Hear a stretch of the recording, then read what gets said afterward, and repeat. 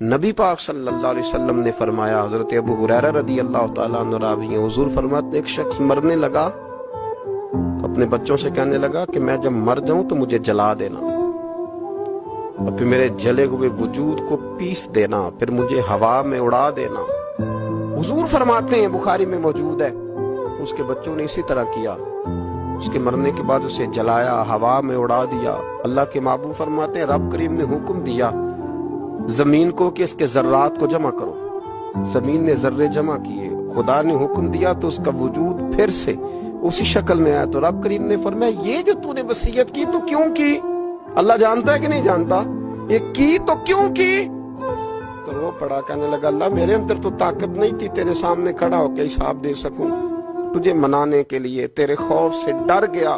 نے کہا اللہ تجھ سے ڈر کے یہ کیا؟